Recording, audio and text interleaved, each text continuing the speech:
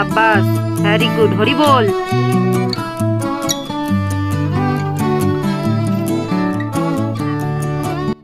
হরে কৃষ্ণ সুধী ভক্তবৃন্দ, আশা করি আপনারা সকলে ভজন কুশলে আছেন। আবার একটি নতুন ভিডিওতে আপনাদের সকলকে জানাই স্বাগত।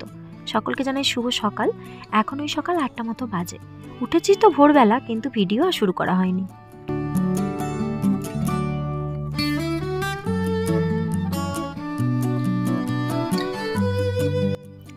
সকাল সকাল পার্সেল এসে গেছে। কালকে নিত্যানন্দ ত্রয়োদশীর দিন গ্লাসটা এসেছিল, আজকে মনে হচ্ছে বাটি দুটো আর থালাটা এসেছে। যাই হোক, ভগবানের জন্য কোনো কিছু মনে মনে বাসনা করলে সেটা ভগবান ঠিক পূর্ণ করে, কিন্তু নিজেদের জন্য কিছু বাসনা করলে সেটা কিন্তু ভগবান কোনোদিন পূর্ণ করে না। তাই সব সময় কিছু চাইতে হলে ভগবানের জন্য চাইুন। আসলে ভগবানের হলেই তো আপনার হয়ে যাবে, সেটা মাথায় রাখবেন। তো এখন এটাকে আমি ওপেন করছি, আর আমার এত আনন্দ লাগছে যেটা আমি আপনাদেরকে ভাষায় বোঝাতে পারবো না। কত দিন থেকে মনের মধ্যে একটা বাসনা ছিল যে ভগবানের জন্য কাঁসার বা পিতলের থালা সেট নিয়ে আসবো। যাই হোক, সেটা আজ পূর্ণ হয়েছে। হরি বল, হরি বল, হরে কৃষ্ণ।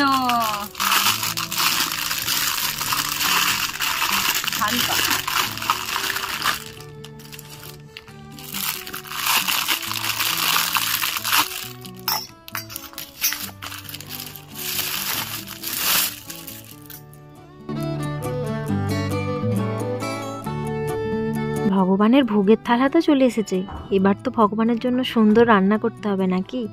সকালবেলা উঠেই ময়দাটাকে মাখিয়ে রেখেছিলাম, আর এখন এটাকে বানিয়ে নিচ্ছি। ছোট ছোট করে লেচি কেটে নিয়েছি, এখন এটাকে ভেজে নিচ্ছি। আর তেলে দেওয়ার সাথে সাথে একটু উল্টে পাল্টে দিলে পারেই সুন্দর ফুচকার মতো হয়ে ফুলে উঠবে। তবে যদিও ফুচকাটা মাঝখানে ফাঁপা থাকে, এটা কিন্তু ফাঁপা থাকবে না। আর সঙ্গে সঙ্গে ভেজে যদি গরম জলের মধ্যে দিয়ে দেওয়া হয় তাহলে তো আরও নরম তুলতুলে থাকবে। আমি এই রেসিপিটা অলরেডি আপনাদের রিকোয়েস্টে চ্যানেলে শেয়ার করে রেখেছি, আপনারা চাইলে দেখে নিতে পারেন। আপনাদেরকে যাতে খুঁজতে না হয় সেই জন্য আমি আই বাটনে আর এই ভিডিও ডেসক্রিপশানে দিয়ে দেবো, ওখান থেকে দেখে নিতে পারেন। এই দেখুন কত সুন্দর ফুলে উঠেছে, তাই না? বাচ্চারাও ভীষণ পছন্দ করে, আর আমার তো এটা একদম ফেভারিট সবজি বলতে পারেন। যাই হোক, এখন এটা বানিয়ে নিই। তাড়াতাড়ি কিন্তু ভগবানকে ভোগ নিবেদন করতে হবে। কতক্ষণে যে ভোগটা রন্ধন করা শেষ হবে তখন আমি এই নতুন থালা বাসনে ভগবানকে ভোগ নিবেদন করব, সেই আশায় বসে আছি। এই যে দেখুন এতগুলো হয়েছে, এগুলোকে এখন গরম জলে দিয়ে দিচ্ছি। সঙ্গে সঙ্গে দিলে ভালো হতো, কিন্তু গরম জলটা করা হয়েছিল না। আলুটাকে কেটে সেদ্ধ করে নিয়েছিলাম, এখন আলুগুলোকে ভালো করে লাল লাল করে ভেজে নিচ্ছি।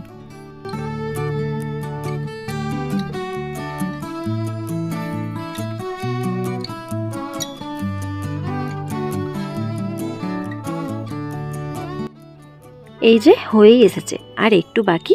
এটা হয়ে গেলে পরেই ভগবানকে ভোগ নিবেদন করতে পারবো।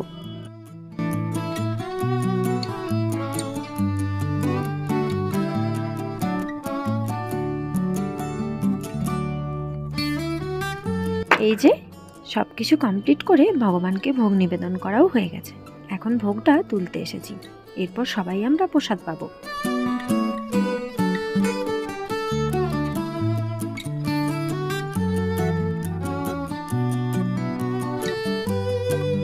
ভোগটা তুলে নিয়ে সবেমাত্র ফ্লোরে রেখেছি, অমনি ছুটতে চলে এসেছে প্রণাম করতে।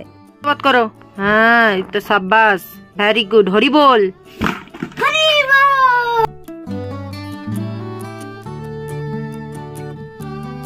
প্রায় রোজেরই বিকালে ঘুরতে বেরোনো হয়, মানে একটু হাঁটতে। আজকেও বেরিয়েছিলাম। প্রতিদিনই এই দিক ওই দিক হাঁটি, একই রাস্তায় রোজ যাই না। আজকে একটু অন্য সাইড এসেছিলাম। এখানে একটি শিব মন্দির রয়েছে, এর আগে কখনো মন্দিরের ভেতরে আসা হয়নি, তাই বেড়াবাবুকে জোর করে মন্দিরের ভেতরে নিয়ে এলাম। এখানে এসে দেখি বেশ অনেক দেবদেবীই রয়েছে। যদিও এটা শিব মন্দির, দুটো শিবলিঙ্গ রয়েছে।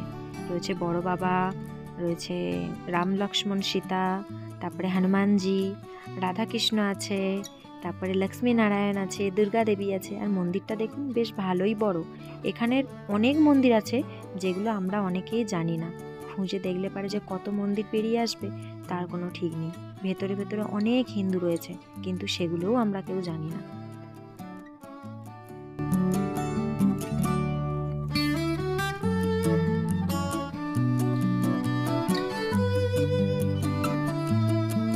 মন্দির দর্শন করে আবার হাঁটা শুরু। কোথায় যে একটা নিয়ে চলে এসেছে সেটা বুঝতেই পারছি না। আমি বলেছি তুমি ভুল জায়গায় নিয়ে এসেছো, সঙ্গে সঙ্গে ম্যাপ খুলে দেখাচ্ছে একদমই না, কিছুক্ষণের মধ্যেই বাড়ি পৌঁছে যাব। চলো।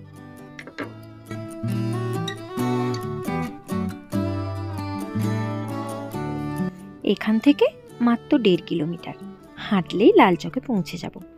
বেশ প্রায় 5-6 কিলোমিটার হেঁটে ফেললাম, বুঝতেই পারলাম না গল্প করতে করতে কখন এতটা হেঁটে ফেলেছি। তো আর 5 মিনিট, এরপরে কিন্তু পৌঁছে যাব। বাড়ি ফিরেই হাত মুখ ধুয়ে আগে সন্ধ্যা আরতি করে চা বসিয়ে দিয়েছিলাম। ভগবানকে ভোগ নিবেদনও করা হয়ে গেছে। এই চায়ের রেসিপিটা যদি আপনাদের চাই তাহলে অবশ্যই জানাবেন। আর এই যে গ্রামের বাড়ি থেকে একজন এসেছে, ওনাকে এগুলো আনতে বলেছিলাম, অগরু, গোপীচন্দন আর ভগবানের চামচ তো নিয়ে চলে এসেছে। সঙ্গে কিন্তু কিছু মিষ্টিও দিয়েছিল, সেগুলো আমাদের সব প্রসাদ পাওয়া হয়ে গেছে। আমার আজকে এতটা খুশি লাগছে যে কি বলবো। সকালবেলা ভগবানের থালা বাটিটা চলে এলো, আবার সন্ধ্যাবেলা এই চামচটাও চলে এলো। বাহ, ভগবানের জন্য কিছু আশা করলে সত্যিই ভগবান সেটা পূর্ণ করে দেয়। এই যে ধুয়ে রেখে দিয়েছি, এরপর চলুন রান্নাটা করে নিই।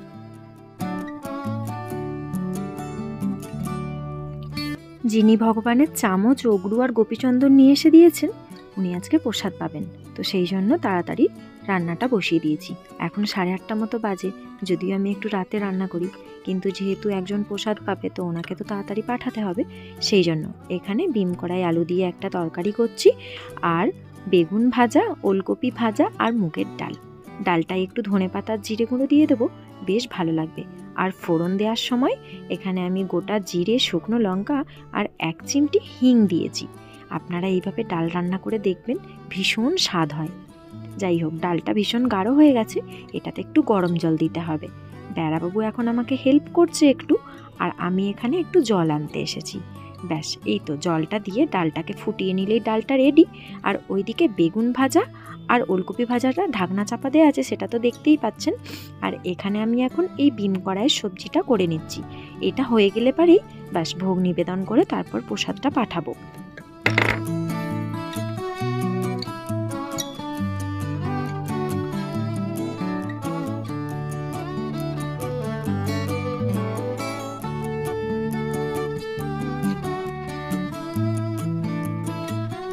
এখানে বাইরে থাকি, এখানে এত কিছু জিনিস তো কেনা সম্ভব না, তবে ভগবানকে নিবেদনের ভোগের থালিটা তো নেওয়াই যায়।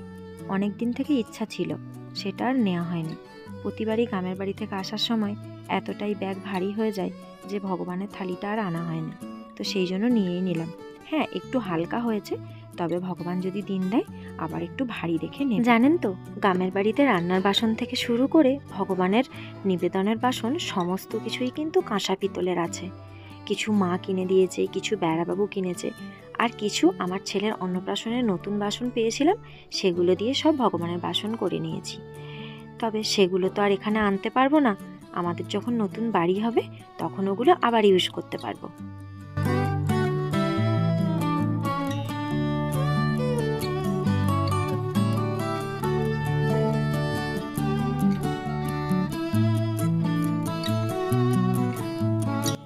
ওইদিকে বিম কড়াইয়ের তরকারিটা হতে অনেকটা সময় নিয়ে নিল।